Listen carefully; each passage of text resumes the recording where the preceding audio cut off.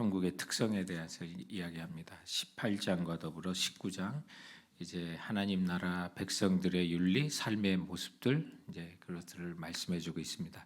섬김에서 이런 모습, 또 용서에서는 70번씩 7번이라도 이런 말씀들을 하고 오늘 이제 천국에 들어가는 사람들의 어떤 특징들을 이제 어린아이 같은 순수함을 이야기하는 겁니다. 그 당시 전통적 유대인 사회에서 그들의 선택된 하나님 백성들이 자신들만이라고 하는 어떤 특권 의식을 가졌죠. 아브라함의 자손이요 할례 받았으며 또 모세 율법을 준수하는 사람들이기 때문에 그런 확신을 가졌지만 예수님 보실 때 그들의 삶에서는 하나님 나라의 사람으로서의 흔적을 발견할 수가 없었던 것입니다. 그래서 형식적으로만 하나님 백성이라고 할 뿐 내용적으로는 하나님 백성의 삶과는 상반된 삶을 살고 있었던 건데 오늘 이제 우리가 돌아보면 우리는 그리스도인이라고 하면서 과연 하나님 나라 시민으로의 삶의 모습을 갖고 있는지를 돌아보게 하는 그런 말씀이 되는 것입니다. 그래서 오늘 이게 본문에 보면 이제 예수님께서 어린아이를 품에 안으시고 천국은 이런 사람들의 것이니라 하는 이제 그런 말씀을 하시는데 이제 어제 본문 내용에까지 이제 바리새인들의 날카로운 질문을 이렇게 받았는데 순수한 질문이 아니었고 그러니까 있는 모습이 아니라 영어로 매니큐레이션이라고 하죠. 또 다른 모습을 갖고 이제 예수님에게 공격하는 이제 그런 말씀을 하고 모세가 이혼 증서를 준 거에 대한 이야기를 하는데 거기가 헤롯 안티파스가 있는 지역에서 형수와 결혼하면서 또 지적하는 침례 요한을 죽인 그런 장본인들이 있는 곳에서 이렇게 예수님을 어떻게 하면 올가맬까라고 하는 그런 마음으로 물었단 말이에요. 오늘 그 본문과 이어지는 거예요. 그때라고 하는 것이 이제 그런 본문과 이어지는데 그런데 예수님께서 천국은 이런 자의 것이니라라고 어린아이들을 이제 예수님께 오는 것을 만류하지 않고 받으셔서 그런 축복의 말씀을 하신 데는 다른 것이 아니라 꾸밈 없는 또 앞에 본문과 연결이 돼서 거짓됨이 없이 순수하고 깨끗한 마음. 그래서 예수님의 진리를 선포하면 그대로 받는 어린아이들이 부모님이 시키는 대로 하잖아요. 이제 머리가 커지고 티네이저가 되고 하면 이제 반항도 하고 그러지만 그 어린아이의 특징은 다른 게 아니라 그대로 진리를 받을 수 있는 바로 그런 겁니다. 예수님과 주님의 말씀을 수용하는 그 마음과 삶, 주님께서 그게 이제 그리우신 거죠. 오늘 이 본문 앞에 있는 그 바리새인들의 질문을 받으셨을 때 그 속상하셨던 그 마음이 오늘 이 본문 속에서 이렇게 나오면서 그래서 성도 여러분 오늘 우리는 과연 어린아이 같다는 건 다른 게 아니라 주님의 말씀 그대로 따르고 어린아이가 부모님조차 순종하고 다니는 것처럼 아빠 엄마가 말하면 다 그런 대로 그래서 우리가 어렸을 때는 아버지 엄마가 가장 위대한 사람이고 그러다가 생각도 바뀌다가 또 나이가 들어 다시 돌아간다고 하지 않습니까? 마찬가지로 우리 인생의 산전수전 다 겪어보면 정말 하나님 말씀만이 진리의 말씀입니다. 아멘. 다시 따를 수 있는 것처럼 오늘 어린아이 같은 그런 심령을 가지고 주님의 말씀은 진리의 말씀입니다. 그대로 믿고 따를 수 있는 또 우리 성도들이 바로 하나님 나라 시민이다라는 사실을 우리에게 보여주고 있습니다. 오늘 본문에 보면 이제 16절부터는 재산이 많은데 번민하는 부자 그 어린아이와 대조를 이루고 있는 그 모습이라고 볼 수 있습니다. 그래서 어린아이는 그대로 받아들이고 그런데 이제 재산이 많음으로 이제 천국을 받아들이지 못하는 그런 안타까운 이제 부자 청년이 오늘 이 본문 속에 등장하고 있습니다. 자, 그래서 어떤 거짓된 진리 또 전통에 따라서 예수님을 거부하고 진리를 거부했던 바리새인들의 그 모습 그러나 그 중간에 어린아이에 대한 비유를 또 어린아이에 대한 이야기를 하시면서 이제는 재물이 많아서 하나님 나라를 받아들일 수 없는 이런 사람도 있다는 것이죠. 자, 그래서 오늘 이 16절 이하의 말씀에 보면 이 부자 청년은 이제 그 나이에 얻을 것 대충 다 얻은 것 같습니다. 또 점치, 재물도 있죠. 명예도 다 얻은 사람 같은데 구원의 확신이 없고 마음의 평안을 얻지 못하고 명목적인 그리스도인으로 살아가는 어떤 전형적인 모습 또는 불신자들의 어떤 모습들을 이렇게 보여주고 있습니다. 당시 바리새인들은 공적으로 의롭게 되는 것을 어느 정도 알고 있었던 그들의 그 전통에 의해서는 그런 관념을 갖고 있었던 사람입니다. 그래서 당시 랍비들은 계명 중에서도 영생에 이르는 계명이 있는가 하면 영생에 지장이 없는 어겨도 별 상관이 없는 계명이 있다고 그렇게 가르칠 때였습니다. 그리고 끊임없이 기도와 율법과 시편을 암송하고 노인들에 대한 공경을 통해 영생을 얻을 수 있다고 그렇게 가르쳤던 랍비들이 있었습니다. 그래서 청년은 메시아 왕국에서 영생할 수 있도록 하는 어떤 고상한 행위가 무엇인지를 물었던 것입니다. 예수님께. 그러나 예수님의 대답을 들은 청년은 재물을 더 의지하였기 때문에 순종치 못하고 근심하며 돌아가는 씁쓸한 장면이 오늘 이 본문 속에 있습니다. 우리 찬양 가운데 내가 주인 삼은 것 모든 것 내려놓고 내 주 대신 주 앞에 나가 내가 사랑했던 모든 것 내려놓고 주님만 사랑해. 주 사랑. 거친 풍랑에도 깊은 바다처럼 나를 잠잠케 해. 주 사랑. 이렇게 찬양이 있는데 내려놓지 못할 때는 우리 마음이 잔잔하지 못하고 풍랑이 이런 것 같은 물질이 가져다 줄 수 있는 평안이 있나요? 그렇지 않습니다. 그래서 오늘 이 부자에 대한 비유 16절에 있는 하나님 나라와 부자에 대한 그 모습을 보면서 내가 예수님의 주인 삼은 게 무엇인가?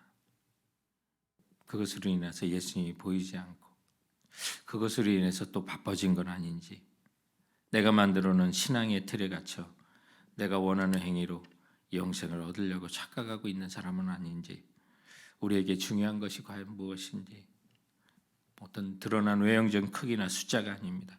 신앙의 형식이 아니라 내용이 더 중요하고 그것이 주님께 인정받고 천국에 들어갈 하나님 나라 백성이 될 과연 우리 주님의 그 명령을 나는 지금도 쫓고 있는가? 오늘 주님께서는 이 말씀 가운데 우리들에게도 여전히 하시는 부자 청년에게 하셨던 그 말씀을 우리에게도 하시는 말씀들이 있습니다. 그것은 계명을 지키라는 것입니다. 오늘 17절의 말씀에 보면 예수께서 이르시되 어찌하여 선한 일을 내게 묻느냐? 선한 이는 오직 한 분이시라. 내가 영생에 들어가려면 계명을 지키라. 물론 우리는 주님의 은혜로 말미암아 믿음으로 말미암아 구원을 얻었고 이것이 우리에게서 난 것이 아니요 하나님의 선물임을 믿습니다. 그러나 하나님의 그 자녀라면 주께서 우리에게 주신 그 삶의 룰, 계명을 지켜 행하는 것입니다. 그래서 모든 삶 속에 주님께서 이 말씀을 하실 때 가장 중요한 계명의 요점인 하나님을 사랑하고 내 이웃을 내 몸처럼 사랑하라는 그 말씀을 하시는 거죠. 그래서 하나님을 사랑하는 데 있어서 오늘 이 부자 청년에게 있어서 가장 걸림돌이 된 건 재물이었습니다. 우리가 재물이 없이 그냥 살아간다면 여러분 그러면 우리는 주님만 섬기는데 막히는 게 없을까요? 그렇지 않습니다. 우리가 주인 삼는 다른 것들이 있을 수 있어요. 어떤 사람들은 건강이 그렇게 중요하기도 하고 또 자기가 갖고 있는 취미가 그렇게 중요하기도 하고 그것 때문에 하나님을 사랑하지 못하는 경우가 있어요. 그 일에 몰두하다 보면 내 이웃을 내 몸처럼 사랑하지 못하는 것이 있어요. 그런데 오늘 이제 계명의 명령자이며 완성자이신 예수님께서 우리들에게 바로 그런 것들을 버리고 계명이라는 걸 하나님을 사랑하고 내 이웃을 내 몸처럼 사랑하는 일. 그래서 그런 모든 주님을 사랑하는 일에 막 가로막고 있는 재물과 같은 또 다른 걸림돌. 오늘날도 보면 만몬, 우상, 재물에 대한 우상들이 가장 많은 것, 여전한 것 같습니다. 시대가 바뀌어도. 그러나 오늘 우리가 하나님 정말 내 몸처럼 사랑하고 내 이웃을 사랑하는 데 있어서 막히는 것은 주님께서 그것을 기억하시고 오늘 이 부자에게 가장 큰 문제가 바로 그것을 얘기하시면서 내 계명을 지키라 그 말씀을 하십니다. 그러면서 오늘 이 부자 청년에게 하신 건 소유를 또한 나누라는 말씀을 하십니다. 우리에게 갖고 있는 하나님보다 더 사랑하는 것이 있다면 그것을 나누라고 하는 명령으로 받으시면 됩니다. 오늘 21절에 보면 예수께서 이르시되 내가 온전하고자 할진대 가서 내 소유를 팔아 가난한 사람들에게 주라. 그리하면 하늘에서 보화가 내게 있으리라. 그리고 와서 나를 따르라 하시니. 소유를 팔아 가난한 자에게 나누라는 명령. 여러분 오늘날 이렇게 보면 이제 정말 종말 의식을 성서적인 종말 의식을 가진 사람들이 아니면 실천이 참 불가능한 그런 명령입니다. 가서 자신의 것을 팔아. 어떤 일부 찔끔 이렇게 나누는 것이 아니라 이렇게 보면 정말 크게 그냥 자신의 큰 부분인데도 그냥 나누시는 분들이 있어요. 근데 그런 분들을 보면 정말 천국을 기다리는 사람들이에요. 영원한 천국을 주님 오시는 걸 기다려요. 그래서 그 나라를 위해서 재물을 쌓아두는 그런 모습들을 이렇게 보는 거죠. 오늘 우리들의 삶 속에 과연 주님이 우리 이 땅에 오시기 너무 가까이 오고 지진도 이거 예전에 비교할 수 없을 정도로 많이 나고 또 크게 나고요. 전쟁의 소식들이 계속 들리고 전쟁도 옛날보다 더 많이 난다잖아요. 그런 통계들을 보면 주님이 예고하신 많은 징조들이 그대로 이루어지고 있어요. 그런데 우리가 사는 세상이 천년 만년 이어질 것처럼 우리가 싸두고 사는 사람하고 그 나라를 사모한다면 정말 그 나라를 준비하는 것 같아요. 우리 성도들 가운데 그런 고백을 하는 분들이 있어요. 내 재산을 하늘나라 옮기고 있어요. 어떻게 이렇게 하세요? 하늘나라에 옮기고 있어요. 그런 종말의 신앙, 건전한 성서적인 종말의 신앙을 갖고 오늘 이 부자 청년같이 근심하며 돌아갈 수 있는 그 문턱에 앞에서 돌아가는 하나님 나라가 아니라 정말 하나님의 그 상급을 바라보고 나가는 자들, 또 그러면서 예수 그리스도를 따르는 21절에 그리고 와서 나를 따르라 하시니. 오늘날도 보면 이런 하나님께 순종하셨던 수많은 사람들의 그 흔적과 그 은혜를 우리가 누리고 있는 거죠. 복음이 왜 우리한테까지 이렇게 왔을까? 삶의 많은 것들을 버리고 포기하고 떠났던 우리 수많은 믿음의 사람들이 있었기 때문에 많은 사람들이 황금을 찾아 서부로 골드러시를 이루며 이 땅을 왔지만 또 이 서부 개척의 역사 가운데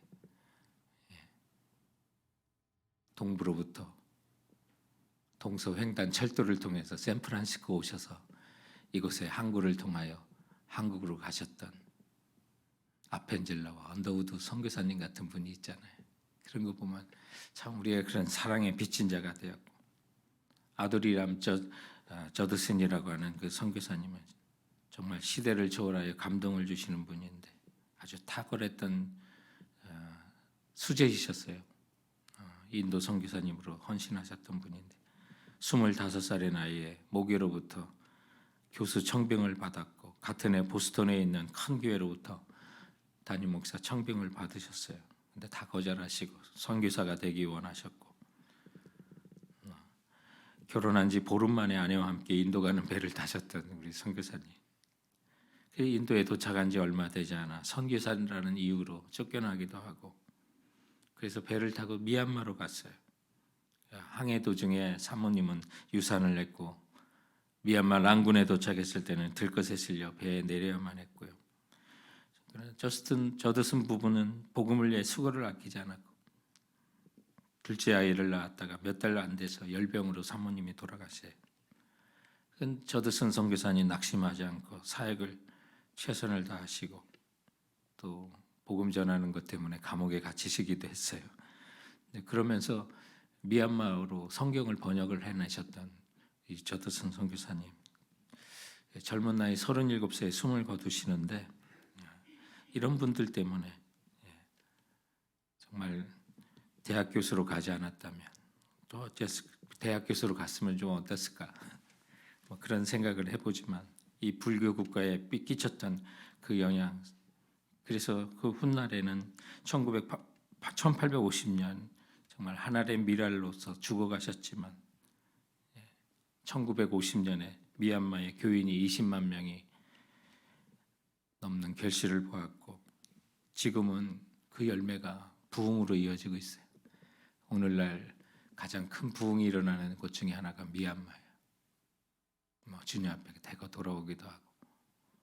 그래서 우리 인도 신학생 중에 미얀마에서 온 사람도 있어서 거기서 복음을 듣고 목회자가 지금 작년에 졸업을 했습니다. 그래서 미얀마 가서 선교를 하겠다고 해서 좀 우리가 주시하면서 기도하고 있는 가운데 그런 분들이 있어요. 근데 그게 보면 저드슨 선교사님의 열매예요.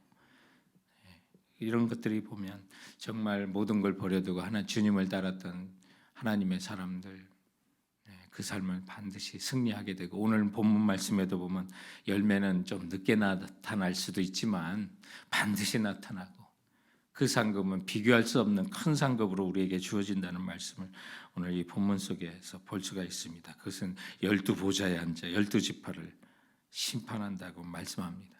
오늘 28절에 보면 세상이 새롭게 되고, 예수님께서 정말 영광의 보좌에 앉을 때 나를 따르는 너희도 12보좌에 앉아 이스라엘 12지파를 심판하리라 라고 말씀하고 있습니다. 여러분, 12지파를 심판한다고 하는 그 이야기가 뭡니까? 그런 권세를 갖고 있는데, 이스라엘 민족 전체가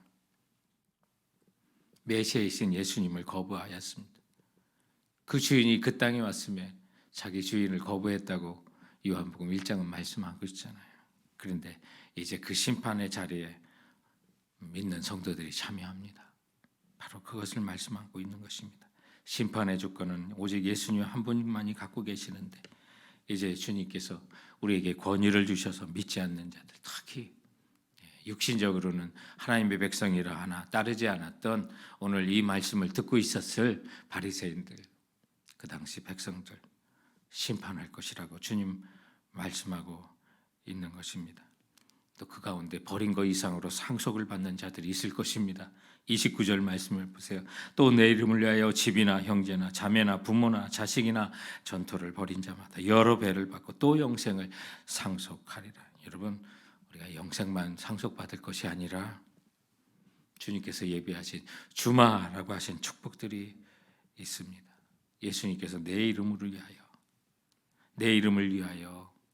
예수님을 위하여, 하나님 나라 왕국을 위하여, 예수님의 복음과 그 나라를 위하여 버리는 자는 반드시 얻을 것이라고 말씀하고 있는 것입니다. 주님께서 이제 제사님만으로 씁쓸하여 돌아간 이 청년 앞에 오늘 이 말씀을 하셨던 것을 한번 생각해 보시기 바랍니다.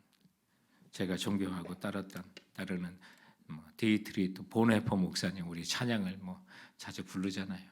그분의 책 가운데 그리스도의 대가, 그리스도인의 대가, 제자도의 대가, 이렇게 이제 번역을 할 수가 있는데, 제자에게는 대가가 필요한 겁니다.